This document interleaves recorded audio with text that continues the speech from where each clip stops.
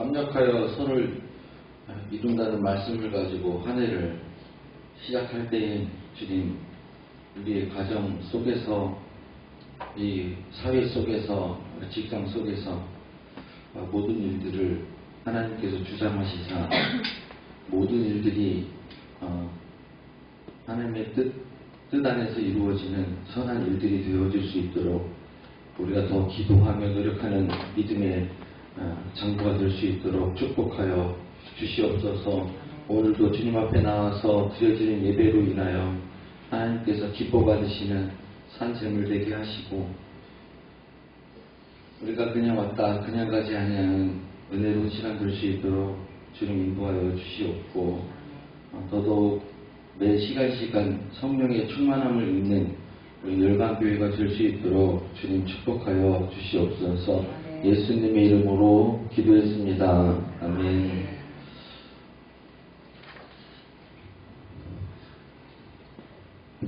찬양합니다. 내 영혼이 은총 입어 중한 죄짐 벗고. 내 영혼이 은총 입어 중한 죄짐 벗고보니 슬픈 만큼 이 세상도 전주도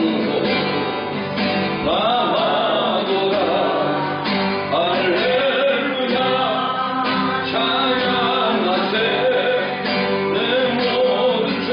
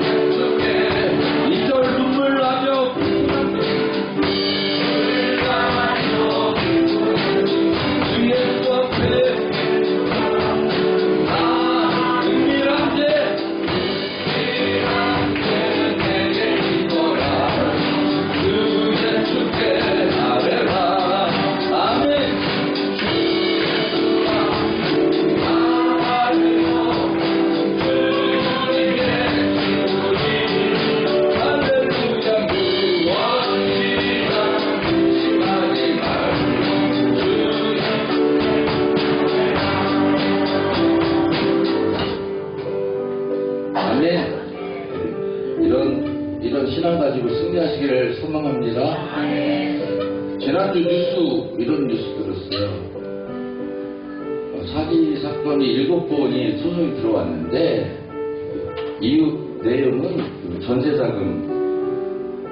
전세자금을 돌려주지 못해요. 소송이 근데 여러 채를 가지고 있었겠죠. 근데 그 총 금액이 5억 6천이래요. 근데 이제 돌려줘야 될 건물주는 뉴스에서는 죽었다고 했는데 아마 자살하겠을 거예요. 그 사람이 크리스찬이냐 비크리스찬이냐 그건 뭐 중요하지 않죠.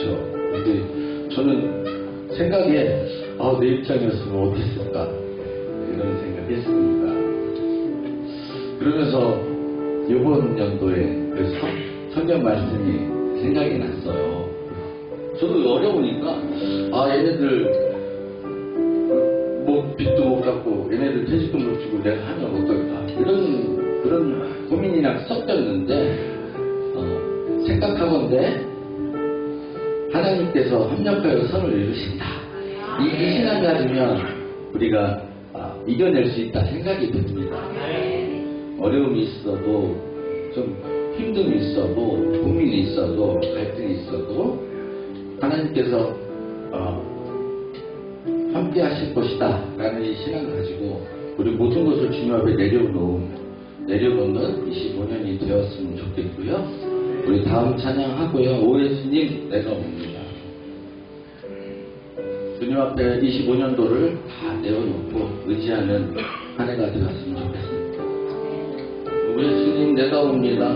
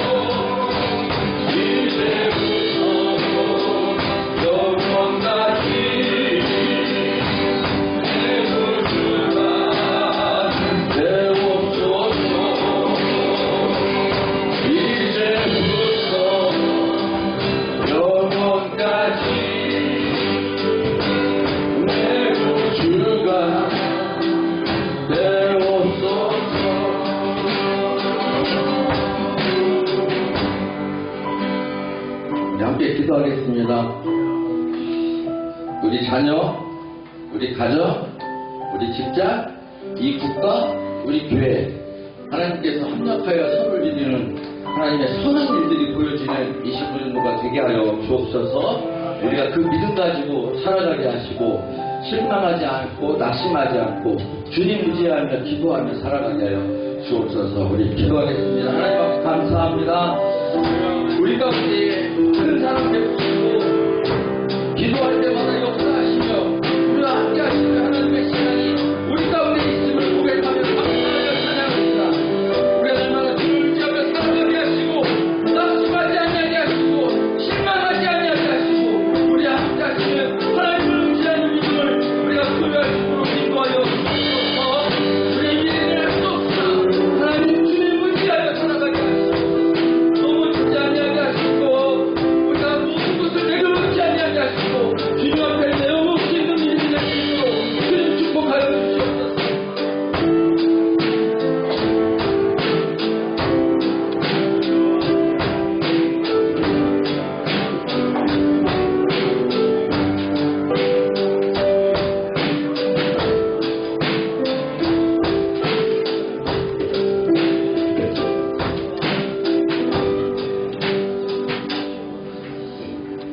같이 일어나셔서 찬양을 이어갑니다.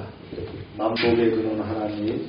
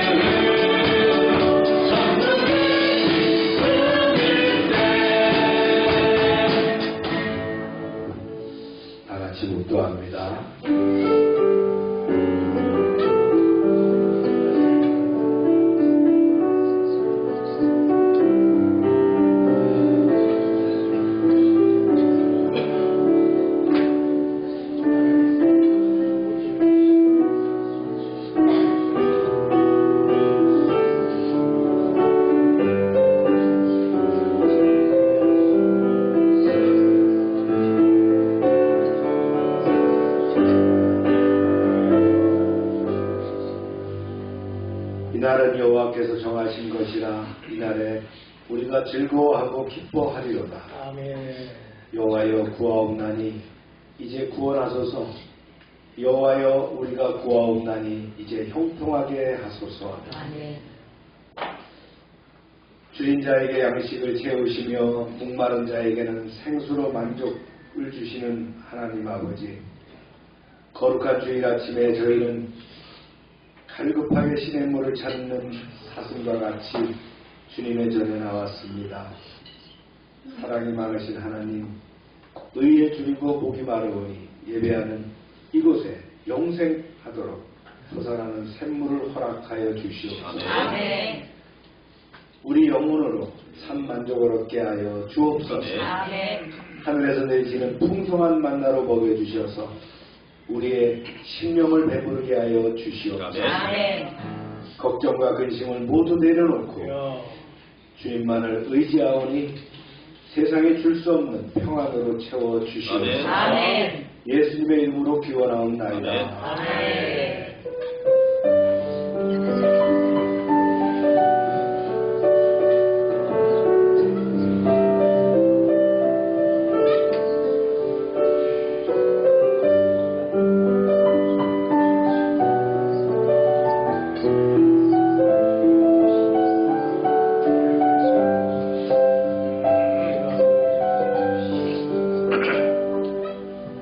전능하사 천지를 만드신 하나님 아버지를 내가 믿사오며 그의 아들 우리 주 예수 그리스도를 믿사오니 이는 성령으로 잉태하사 동정녀와 발견하시고 본디오 빌라에게 고난을 받으사 십자가에 못 박혀 죽으시고 장사한 지 사흘 만에 죽은 자와 가운데서 다시 살아나시며 하늘에서 전능하신 하나님 우편한 자에 있다가 저희로서 산 자와 죽은 자를 심판하러 오시리라.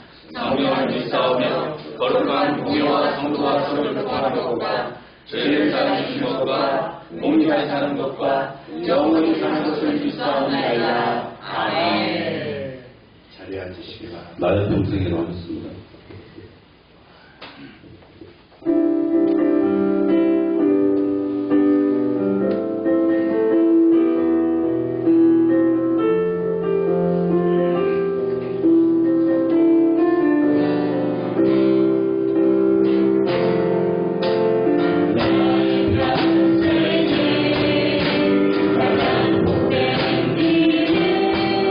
내가 예수님을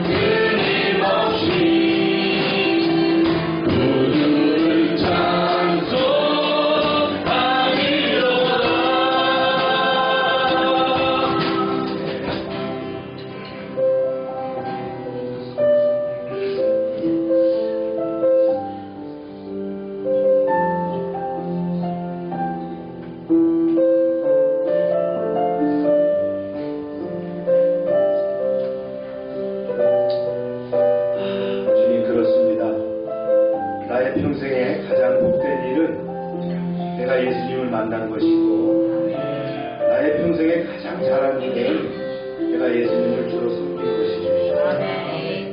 주님은 우리의 해결자이시고 우리의 문제를 다 정리하시고 풀어주시는 분인 줄로 믿습니다. 여러분의 기도의 제목을 가감없이 주님께 내어놓으세요. 주님께서 들어온다고 하실 줄로 믿습니다. 주여 하고 기도합니다. 주여!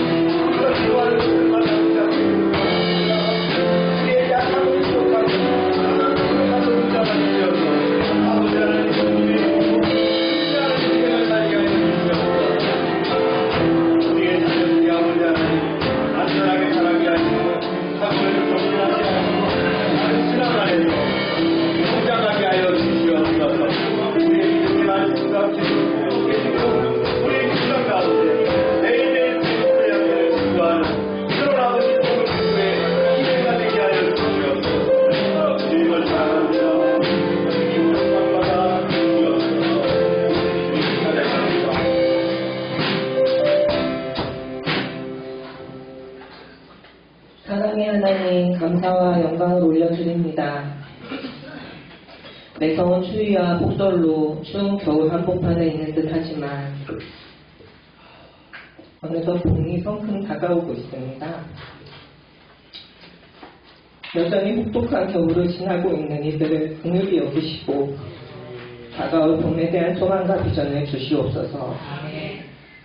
종전에 대한 논의가 시작된 듯 하지만 여전히 수년째 전쟁이 계속되고 있습니다. 다른 나라의 전쟁이기에 시간이 지남에 따라 한편으로 무뎌져 가고 있지만 여전히 수많은 사람들이 고통 속에 있습니다. 주님만이 이 전쟁을 끝내실 수 있사오니 전쟁을 그치게 하여 주시고 고통과 절망 속에 신음하는 이들을 건져 주시옵소서. 우리나라 대한민국도 계엄 이후에 대통령이 탄핵되어 헌재의 심판을 받는 상황에 있습니다. 극심한 정치적 분열로 인해 많은 국민들이 양극단으로 치우쳐 혼란 속에 다투고 있습니다. 믿고 따를 수 있는 진실하고 정직한 지도자가 부재한 상황입니다. 우리의 길이 되시고 진리이신 주 하나님 아버지, 이 나라 대한민국을 바른 길로 인도하여 주옵소서. 반성과 성찰을 통해 발전하고 화합하는 대한민국이 되도록 인도하여 주옵소서. 이 시간 하나님 앞에서 우리의 삶을 돌아보고 회개하는 시간이 되게 하옵소서. 우리는 각자 육신에 썩어질 것들과 이생의 자랑을 위하여 살아갈 때가 많습니다. 하나님의 나라를 위해 해야 할 일들을 미뤄두고 가책과 괴로움 속에서도 세상 일에만 열심을 낼 때가 많았습니다. 주님이 주시는 기쁨은 무엇과도 비교할 수가 없는데 어리석은 우리들은 죄를 되풀이할 뿐입니다. 날마다 주님과 친밀한 교제 안에 거하게 하옵시고 성령님의 인도하심 따라 살아가며 주님의 사랑과 평안을 누리는 복된 삶이 되게 하옵소서. 아멘. 각자에게 허락하시는 십자가를 기꺼이 지고 이 땅에서의 삶을 믿음으로 통과하게 하옵소서. 아멘. 교회에는 하나님이 주신 사명이 있사오니 주님의 몸된 교회가 사랑의 공동체로서 주님의 자녀들을 가르치고 품을 뿐 아니라 세상을 향해 하나님의 사랑을 전하고 소통하며 어려운 이웃을 돌아보게 하옵소서. 아멘. 위선과 이기적인 신앙에 갇혀있음을 회개하고 이 땅의 교회들이 변화되게 하옵소서. 아멘. 특별히 다음 세대를 위하여 간구하오니 이 땅의 젊은이들에게 건강한 믿음을 주옵소서. 아멘. 어두워져가는 세상 속에서 중심을 지키고 하나님의 꿈과 비전을 바라보고 나아가게 하옵소서. 아멘. 사회적으로 경제적으로 살기 어려운 시대가 되어가는 두려움에 잠식당하지 않고 담대하게 주님이 주시는 기쁨과 감사를 누리는 세대가 되게 하옵소서. 아멘. 또한 마지막 때에 영적 전투에 승리하며 하나님의 나라를 위해 쓰임받게 하옵소서. 아멘. 생명의 복음을 전하기 위해 세계 각지에 흩어져 선교의 사명을 위해 힘쓰는 선교사님들을 기억하여 주옵소서. 아멘. 하나의 미랄이 되어 많은 열매를 맺기 위하여 믿음으로 복음의 길을 걷는 주님의 일꾼들을 축복하여 주셔서 아멘. 땅끝까지 주님의 복음이 전하여지게 하옵소서. 아멘. 참빛 선교회와 최규동 선교사님의 사역 위에 함께하여 주시고 주님의 귀한 영혼들을 구원하기 위하여 복된 사역을 잘 감당하게 하옵소서. 아멘. 단위에 세우신 이강수 담임 목사님에게 영육간의 강건함을 허락하시고 주님의 사랑과 지혜로 주님의 양떼를 이끌게 하옵소서. 아멘. 오늘도 달고 오묘한 생명의 말씀을 우리에게 주실 것을 믿습니다. 아멘. 말씀으로 치유되고 회복되는 귀한 시간이 되게 하옵소서. 아멘. 예배 위에 홀로 영광 받으시기를 바라오며 살아계신 예수 그리스도의 이름으로 기도드립니다. 아멘.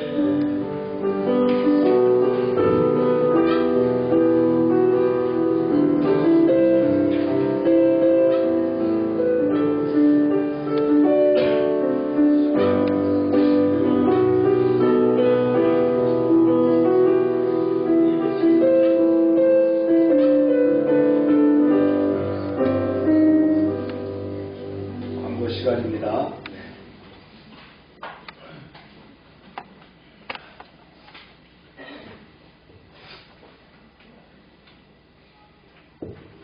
매일 전도하는 것을 우리가 생활화하시고요.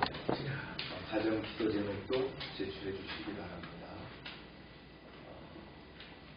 큐티 생명의 삶을 통해서 매일매일 생활화해 주시고 여러분이 성경 통독을 하는 것은 매일 주일날 설교하는 메시지를 여러분들이 잘 읽어오시면 됩니다. 한 주 동안에 그 말씀을 소화해 주시고 또 주보도 가져가셔서 거기에 있는 내용들 제독하시면서 자기 말씀으로 만들으시는 것이 중요합니다. 그래서 우리가 매일매일 벽돌을 쌓는 것 같지만 그것이 집이 완성되고 하나의 큰 성이 될 수 있다는 것을 기억하시길 바랍니다. 교회 피치용 성경 필요하니까 여러분들 집에서 사용하지 않고 놔두는 성경, 옛날 성경도 좋습니다. 네, 갖다 주시면 우리가 자리자리를 하겠습니다. 미국 교회 가면 성경이 다 비치되어 있어요. 그래서 우리가 이렇게 좀 비치하고자 합니다. 오늘 애차는 떡만두 국가 규율입니다. 아동센터 프로그램도 진행 중에 있고요. 답답초등학교 가족행사가 12일 날 있습니다. 600명 정도 참석한다고 하죠. 1시간 정도 예배 인도를 거기서 이제 해달라고 요청이 왔는데 선교사님한테는 좋은 기회가 되겠죠. 또 600명 식사도 제공해야 되는 부담도 있습니다.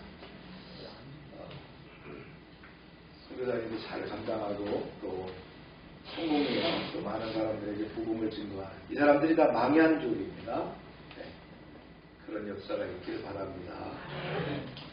선교비 약정서를 제출해 주시고 제출하지 않으신 분은 작년 대비해서 그대로 반영하도록 하겠습니다. 읽겠습니다. 시작. 모든 것이 합력하여 선을 이루느니라. 아멘. 말씀입니다. 시작. 빌라도가 이르되 진리가 무엇이냐 하더라. 이 말을 하고 다시 유대인들에게 나가서 이르되 나는 그에게서 아무 죄도 찾지 못하였노라. 그들이 또 소리질러 이르되 이 사람이 아니라 바라바라 하니 바라바는 강도였더라. 하나님, 오늘 말씀을 주심을 감사합니다. 저희가 말씀에 온전히 집중하게 하시고 또 말씀을 또 제독하게 하시고 말씀을 완전히 소화해서 주님께서 우리에게 이야기하고자 하시는 것들을 깨달아 알게 하여 주시옵소서. 아멘. 또 말씀이 삶에 적용이 되어서 승리하게 하여 주시옵소서. 아멘. 예수님의 이름으로 기도합니다. 아멘.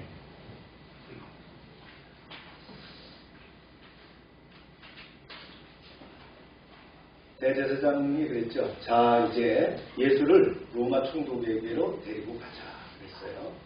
보실까요? 그들이 예수를 가야바에게 관정으로 끌고 가니 새벽이라. 그들은 더럽힘을 받지 아니하고 유월절 잔치를 먹고자 하여 관정에 들어가지 아니하더라. 제가 말씀을 이번 연휴 때 요한복음 끝까지 한번 쭉 정리를 했어요. 제가 이제 정리해 보니까 언제까지 말씀이 끝나냐 하면 요한복음이 종료주일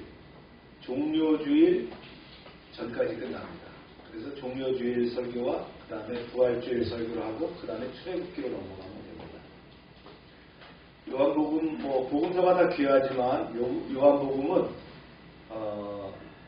공관복음과 한 60%가 차이가 나는 그런 복음이거든요.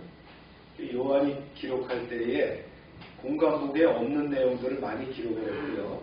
그 다음에 있는 내용들은 구현해서 기록했다라고 보면 됩니다. 현직 대제사장인 그 가야바의 주도하에서 사내들인 공회가 열려서 신문을 했어요. 예수님을 신문했죠. 그리고는 이제 어디로 데리고 간다고요? 총독에게로 데리고 가겠다. 그런 얘기를 하는 거예요. 우리가 압니다. 지난주에는 어떻게 보니까 어떻게 됐어요? 제일 먼저 체포당하신 다음에 전직 대제사장인 안나스 집에서 끌려가고 신문을 마치고 그 다음에 현직 대제사장인 가야바에게로 갔고요. 여기서 신문을 마친 다음에 여기서 사형 판결이 벌써 내려졌어요. 그런데 로마의 식민지 상황에서는 사내들인의 사형 집행권이 없어요. 그래서 로마 총독에게 갈 수밖에 없는 상황이 되었다. 그러다가 보니까 밤이 다 새가지고요. 새벽 미명이 거치고 이제 어느새 밝은 아침이 되었다. 그런 상황입니다. 그날이 무슨 날이죠? 6월절이죠. 유대인의 최고의 명절인 6월절. 그렇죠? 400년 동안 종살이를 하다가 애국으로부터 탈출하게 된 그것을 기념하는 6월절. 예, 그날 금요일 아침이에요. 6월절의 이제 시작은 언제부터냐면 금요일 해가 뉘엿뉘엿 지는 시간. 우리로 말하면 오후 6시부터 이제 6월절이 시작되거든요.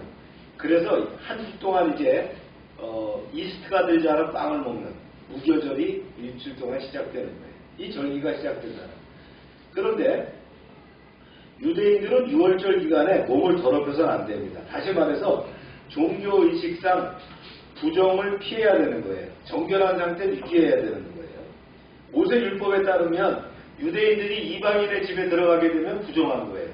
그러면 물로 씻고 하루가 지나야 돼요. 그러니까 이날 어떻게 돼요? 예, 빌라도 총독의 집에 들어갈 수가 없는 상황이 됐다.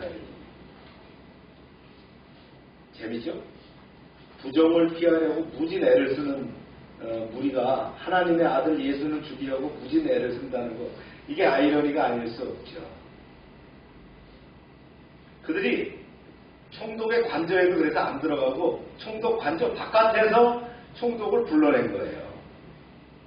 총독이 불평하죠. 참 이게 뭐라면 되게 귀찮네. 예.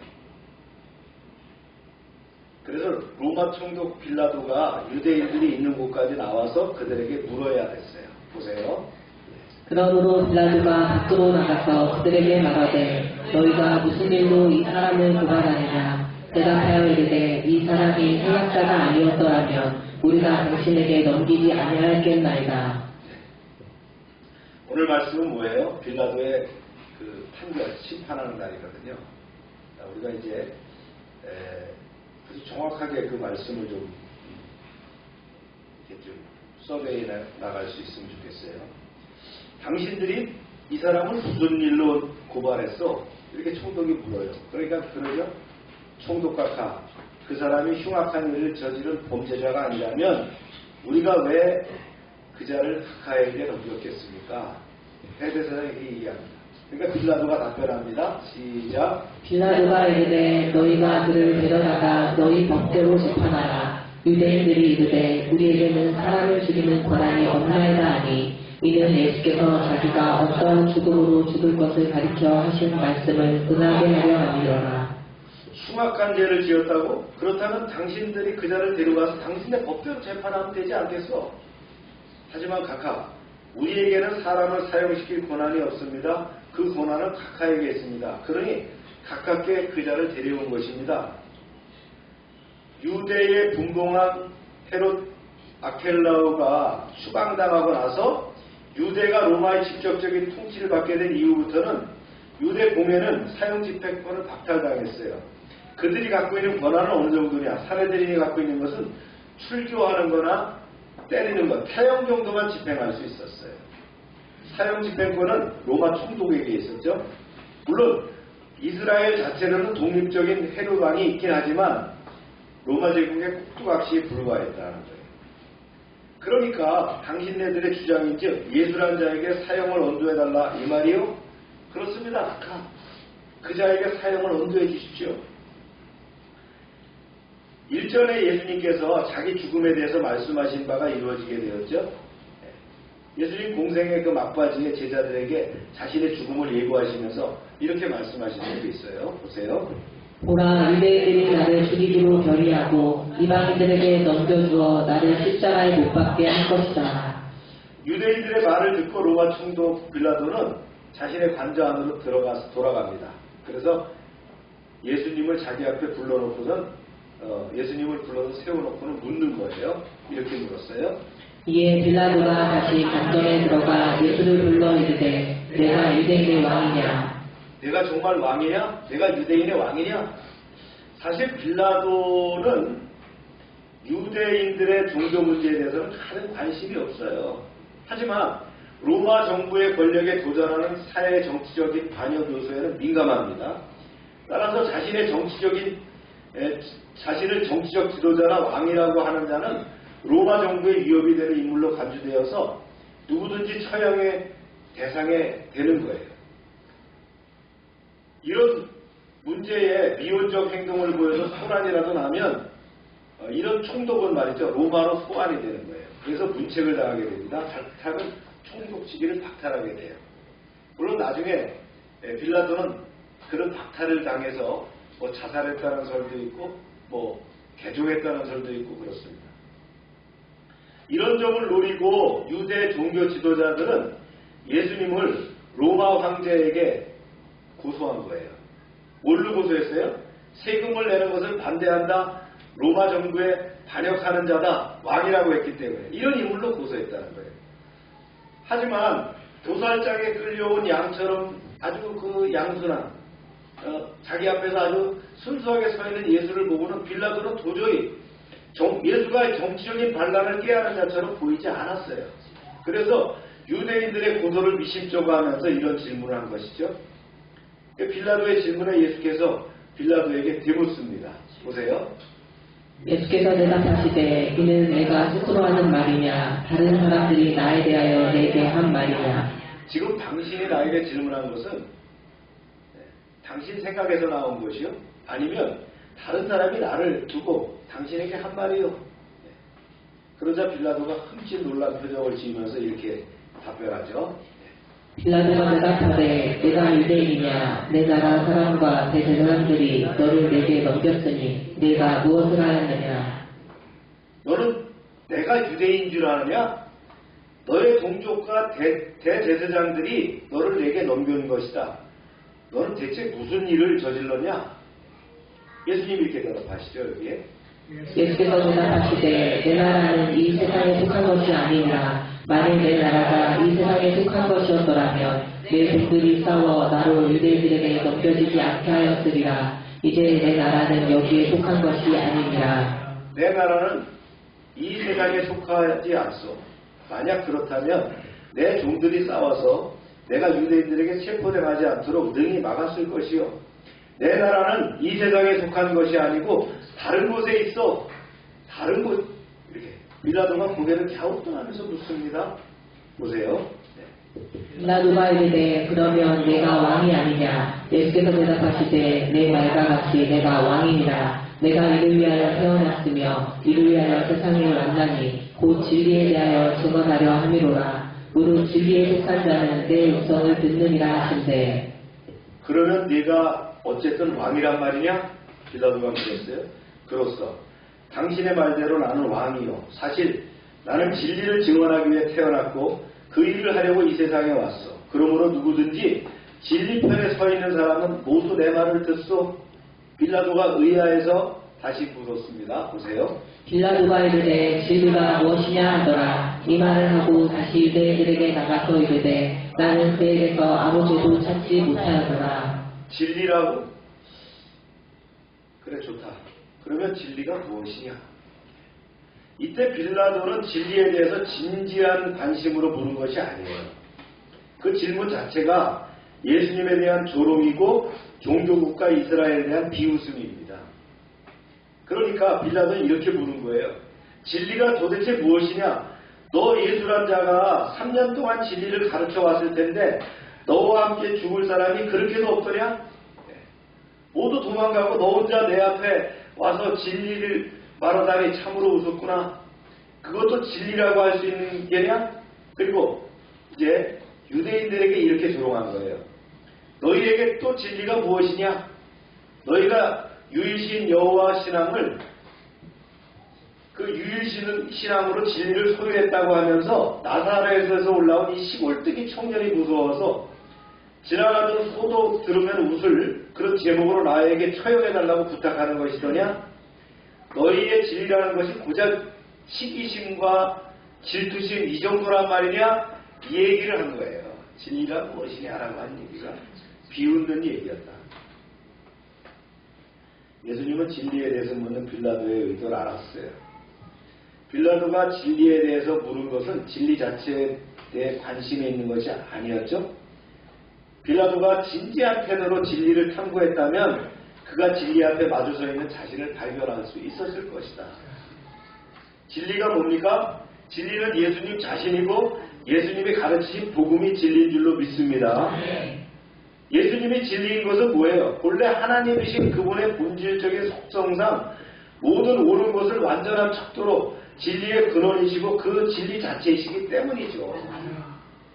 그래서 우리가 딱 박혀야 돼요. 진리가 뭐라고요? 예수님이 진리라는 거예요. 그 말씀 가르침이 진리라는 거예요.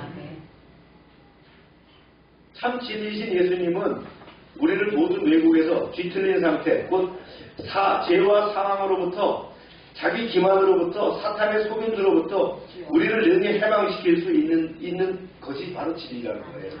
할렐루야. 그래서 진리가 중요합니다. 하지만 이방인이면서 불신자인 빌라도는 이 같은 예수님의 말을 알아들을 기가 없었어요. 그거 참 알아듣지 못할 요상할 만만 짓거리는군. 이런 자가 무슨 정치적인 반란을 깨야 한다고 저 난리들이냐. 예수님을 몇 차례 신문한 뒤 빌라도는 나름대로 확신을 갖고 다시금 관저 밖에 나가서 서 있는 유대인들에게 나가서 그들에게 말합니다. 다들 내 말을 들으시오. 내가 신문에 본 결과 나는 그 사람에게 아무런 죄를 찾지 못했어. 이 말을 들은 유대인들은 거의 광분 상태가 돼서 큰 소리로 부르짖습니다. 그들은 이미 유대 종교 지도자로부터 단단히 선동돼서 정상적인 판단을 상실한 상태였어요. 아닙니다. 그럴 리가 없습니다. 그 자는 죽어 마땅한 자입니다. 그 자에게 사형을 언도해 주십시오. 그 자에게 사형을 내려주세요. 군중심리의 십사인 그 유대인들의 이성을 잃고 미쳐 날뛰자 로마 총독 빌라도는 아주 곤욕스러운 표적이 역력했어요. 죄 없는 자에게 사형언도 하기도 영 마땅치 않고, 그렇다고 유대인의 요구를 거절했다가는 자칫 폭동이라도 일어날 기세라 영 불안했습니다. 마태복음은 빌라도가 재판을 하려는 순간에 그의 부인이 사람을 보내서 자신이 꿈 이야기를 하면서 예수에 대한 재판을 조심하라고 전했다는 기록이 나옵니다. 어떤 꿈이었을까요? 전승을 보면 부인은 많은 신자들이 모여서 예수 그리스도는 본디오 빌라도에게 고난을 받으시고라고 암송하는 꿈을 꿨다는 거예요. 이런 꿈을 꾼 빌라도의 부인은 빌라도에게 예수라는 자는 보통 사람이 아니므로 섣불리 해로운 판결을 내리지 말라고 전가를 보낸 거예요. 부인의 꿈 얘기가 생각나선지 빌라도는 더욱 머리를 감싸고 고민을 했어요. 심각한 표정으로 고민하던 빌라도는 불현듯 묘수를 하나 발견했습니다. 밝은 표정으로 유대인들에게 말합니다. 보세요. 6월절이면 내가 너희에게 한 사람을 놓아주는 전례가 있으니 그러면 너희는 내가 유대인의 왕을 너희에게 놓아주기를 원하느냐 하니. 모두 진정들하시오. 진정하고 내 말을 좀 들어보시오. 이렇게 하면 어떻겠어? 해마다 6월절에 제수 한 명을 놓아주는 관례가 있지 않소? 그러니 이번에는 저 유대인의 왕을 내어주는 것이 어떻겠소? 빌라도는 예수에게 죄 없는 줄 확신했지만 유대인들의 요구에 부응하여 예수를 중재인으로 간주하고 6월절 관례를 통해서 그를 석방해 주자는 타협안을 제시한 것이죠. 자신과 유대인들 양쪽이 흡족하지 않더라도 그럭저럭 수용할 만한 타협안을 생각해낸 겁니다. 그러나 빌라도의 타협안을 이런지하에 거절하죠. 빌라도의 타협안을 듣고 유대인들이 더욱 길길이 날뛰면서 큰 소리로 외칩니다. 보세요. 그들이 또 소리질러 이르되 이 사람이 아니라 바라바라 하니 바라바는 강도였더라. 안 됩니다. 그 사람은 절대 풀려나서는 안 됩니다. 차라리 예수를 놓아주길 바랍니다. 다시 예수를 바라바를 놓아주세요. 그렇게 얘기했다. 정말 바라바를 원하는 것이요? 그래서 예수를 사형에 처하고 바라바를 놓아주시오. 예수에게 사형을, 바라바에게 석방을.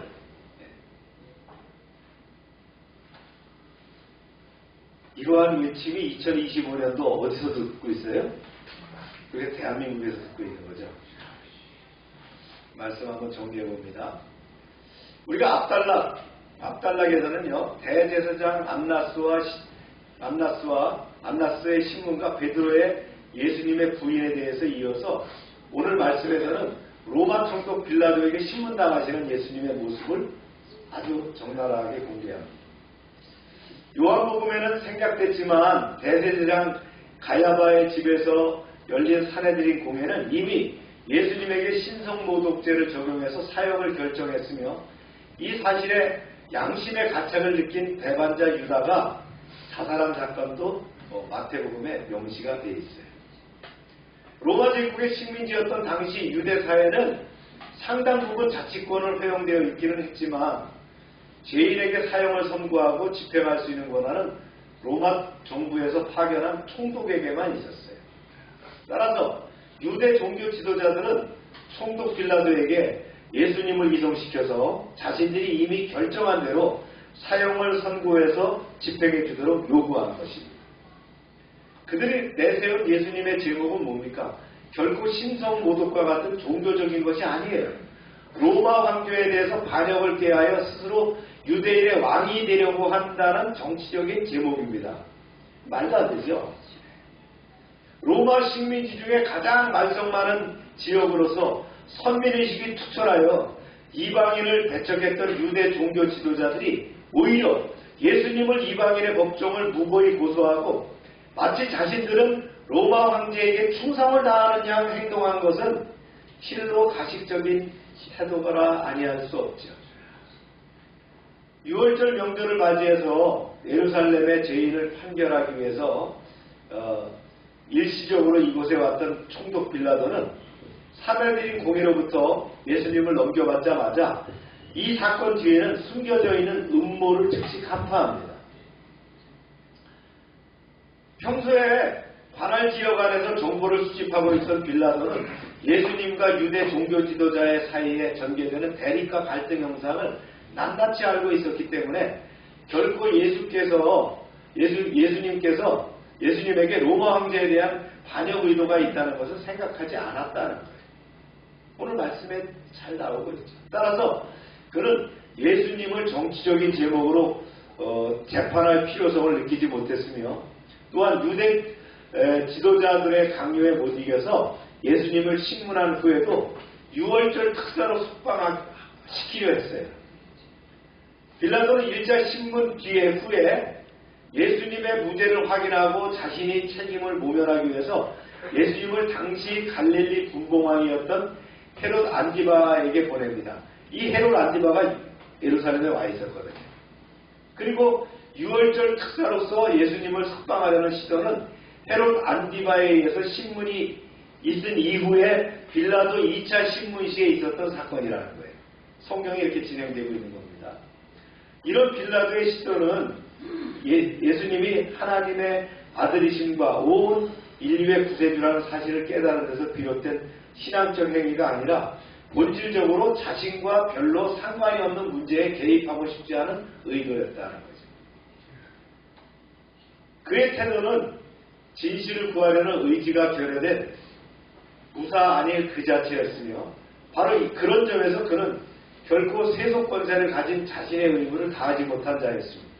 때문에 그는 백성들의 요구에 밀려서 대신 바라바를 풀어줌으로 결국 2000년이 지난 오늘날까지도 예수님을 십자가에 못 박은 장본인으로 불리는 결과를 초래했다는 거예요. 그렇습니다. 우리가 말씀 한번 조개해보겠습니다. 인류는 창조와 타락이라는 두 개의 위대한 화두로 시작됐죠? 보세요. 시작. 태초에 하나님이 천지를 창조하시니라. 네. 이보다 더 위대한 사건이 어디 있겠어요? 놀라운 신비가 어디 있겠어요? 그런데 이 하나님의 놀라운 창조의 영광, 곧 피조물인 인생의 타락으로 그 영광이 훼손된 것을 보여줍니다. 이 사건 전개가 창세기 1장에서 불과 석장을 지나지 않아서 이루어지는데, 사도 바울은 로마서의 태초에 있었던 불행한 사건을 이렇게 소개했어요. 우리가 배운 바 있죠? 시작. 썩어지지 아니하는 하나님의 영광을 썩어질 사람과 새와 짐승과 기어다니는 동물 모양의 우상으로 바꾸었느니라. 이 불행한 인류의 타락의 원인은 단 하나의 단어로 설명됩니다. 그것이 바로 뭡니까? wrong choice. 잘못된 선택이다. 인류를 하나님을 닮은 존재로 지으시고 에덴 동산을 선물로 주신 창조주는 처음 사람에게 단 하나의 금지령을 내리셨어요. 보세요. 시작. 동산 각종 나무의 열매는 내가 임의로 먹되 선악을 알게 하는 나무의 열매는 먹지 말라. 내가 먹는 날에는 반드시 죽으리라. 그들이 하나님을 닮은 자유를 주시면서, 그러나 그 자유로 모든 것을 할 수 있는 것이 아님을, 하지 말아야 할 것임을 가르쳐주기 위한 겁니다. 그래서 선악과는 그것은 인생이 선택하는 모든 것이 선한 것이 아니라 악한 것도 있다는 것을 보여주는 열매입니다. 그런데 처음 사람 아담은, 하와는 하나님의 말씀을 불신하고 불순종하고 선악을 알게 하는 그 열매를 먹었죠. 그들은 이제 악을 알고 악을 행하는 존재로 살게 됩니다. 이것이 바로 원죄의 본질이다.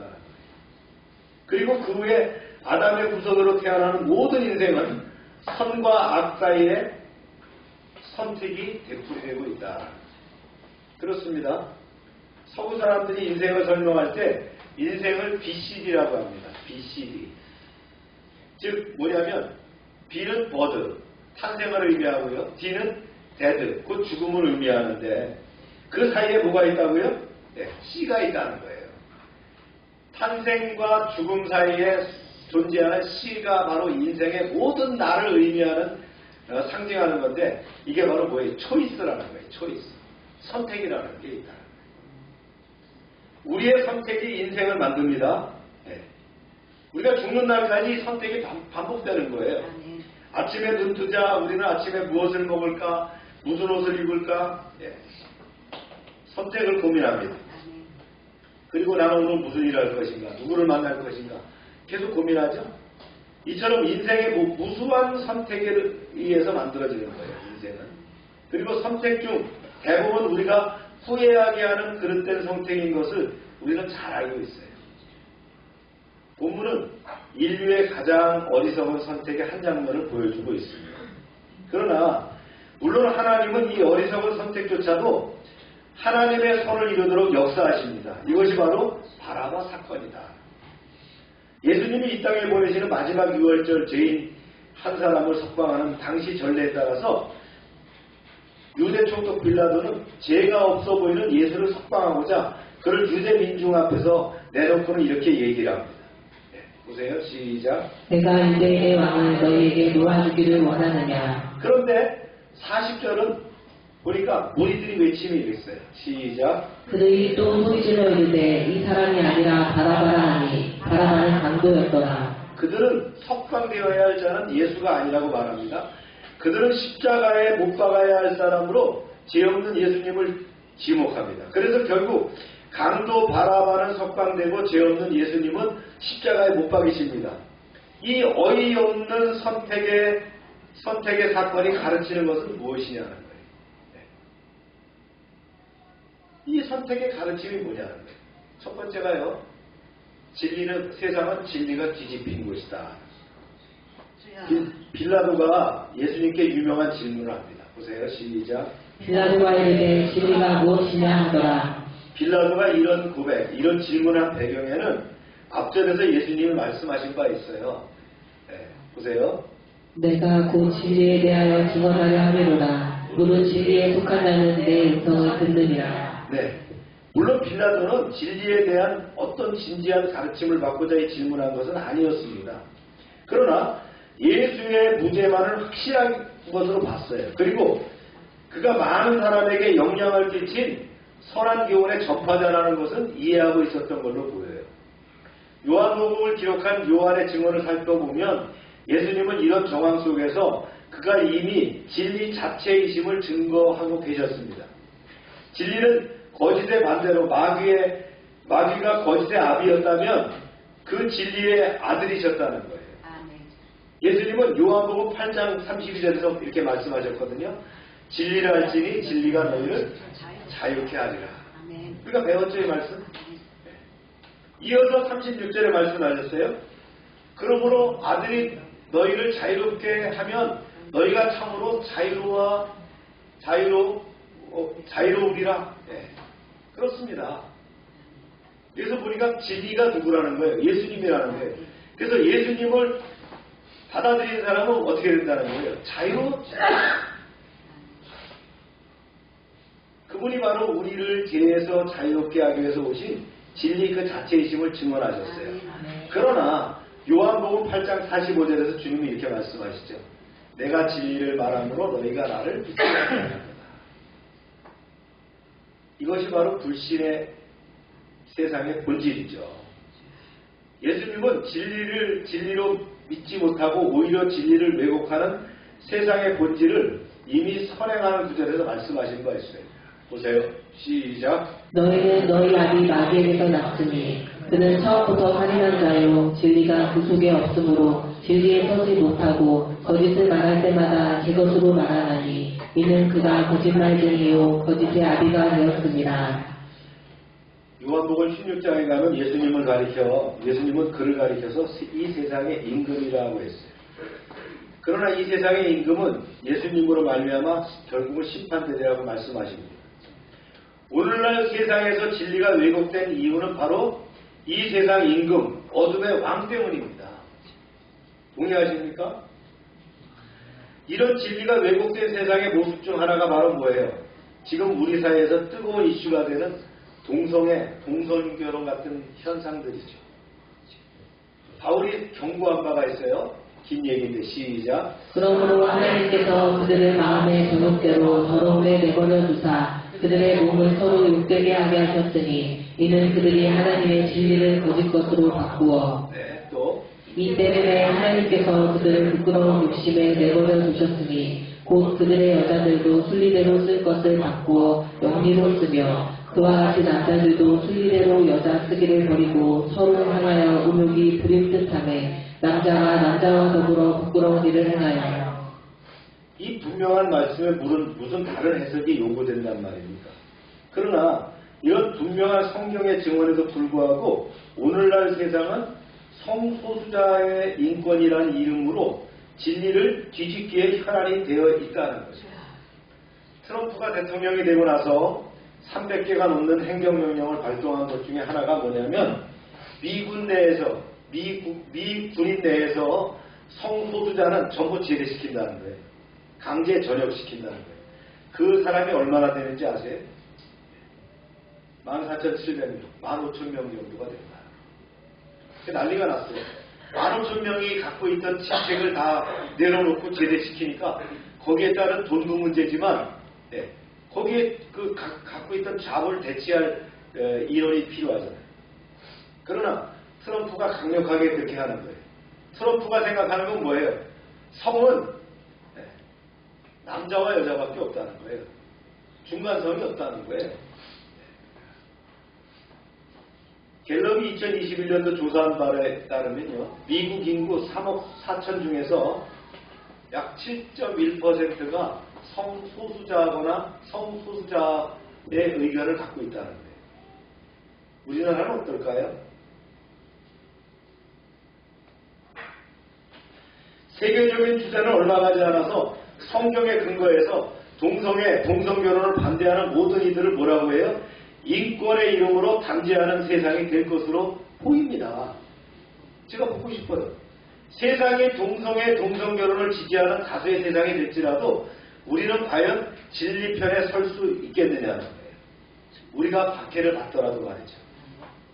바라바의 석방이 교훈하는 진리는 뭐예요? 이 세상은 진리가 거꾸로 뒤집혔다는 거예요. 2025년 대한민국이 과연 어떻습니까? 우리가 진짜 숙고하고요, 기도해야 될 제목이라고 봅니다. 그 다음 이제 또 볼까요? 이 어이없는 선택의 가르침 두 번째는 우리가 바로 강도 바라바라는 거예요. 본래 십자가에 못 박혀 마땅했던 죄인, 그가 바로 바라바였죠. 그리고 그가 바로 우리입니다. 바라바의 본래 아람어는요, 바라고 하는 건 뭐냐면 누구의 아들이라는 뜻이에요. 여기서 그 다음에 아바스라는 거는 그 아들이라 하나님 아버지의 아들이라는 뜻이거든요. 바라바라는 게 아버지의 아들이라는 뜻이라는 거예요. 그러니까 바라바는 그냥 평범한 누군가의 아들이었다는 거예요. 그런데 요한복음은 그를 강도로 증언하고 있어요. 마태복음에서는 27장 16절에서 유명한 제수라고 했고요. 아마 세상을 떠들썩하게 하는 어떤 사회적 범죄를 저지른 주인공이었을 거예요. 마가복음 15장 7절에는 그를 가리켜서 밀단을 꾸미고 밀단 중에 살인하고 체포된 자라고 했어요. 누가복음 23장 19절에서는 바라바는 성중에 일어난 밀란과 살인으로 말미암아 옥에 갇힌 자라고 기록합니다. 하여튼 그는 강도하고 살인한 자로 이웃에게 민폐를 끼친 존재입니다. 그는 십계명을 깨뜨리고요, 율법을 범한 사람이었어요. 이 사람이야말로 십자가에 못 박아야 될 마땅한 인생이었다. 바울은 이렇게 정의했어요. 보세요. 시작. 무릇 율법 행위에 속한 자들은 저주 아래 있나니 기록된 바 누구든지 율법 책에 기록된 대로 모든 일을 상승하지 아니하는 자는 저주 아래 있는 자라 하였습니다. 성경은 율법, 곧 하나와 하지 말라는 계명 중 단 하나만 깨뜨려도 우리는 저주받아 마땅한 자라고 말씀합니다. 이 완벽한 하나님의 율법의 기준에 의하면 바라바뿐만 아니라 우리 모두가 심판받고 저주받아야 할 마땅한 자가 아니겠습니까? 그런 의미에서 바라바는 바로 우리라는 거예요. 우리가 곧 바라바라는 거예요. 그 다음에 이제 어이없는 세 번째 선택의 가르침은 우리가 바로 사면받은 바라바라는 거죠. 그런데 이상하고 놀라운 사건이 일어났어요. 군중들은 바라바를 놓아주소서, 대신 예수를 십자가에 못 박으소서라고 소리쳤어요. 죄 있는 강도요 살인자는 석방하라고 하면서 죄 없는 예수는 십자가에 못 박으라고 한 겁니다. 빌라도라도 빌라도도 고백하지 않았습니까? 그는 본문 38절에서 그랬어요. 나는 그에게 아무 죄도 찾지 못해노라고 말했습니다. 그러나 무리들은 계속해서 소리쳤죠. 네. 예수를 보고 소리질러 이르되 십자가에 못 박으소서 십자가에 못 박으소서. 그래서 예수님은 십자가에 못 박히십니다. 이 사건을 바울은 이렇게 증언합니다. 그리스도께서 우리를 위하여 저주를 받은 바 되사 율법의 저주에서 우리를 속량하셨으니 기록된 바 나무에 달린 자마다 저주 아래 있는 자라 하였습니다. 그래서 바라바가 달려야 될 나무 십자가에 예수님이 대신 달리신 겁니다. 바울 사도는 우리의 속량을 위해서라고 말합니다. 대가를 지불하고 우리에게 참된 자유를 주기 위해서라고 말합니다. 정거영 선교사님이 잘 부르던 찬송 중에 하나가 우리를 죄에서 구하시오라는 찬송이 있죠.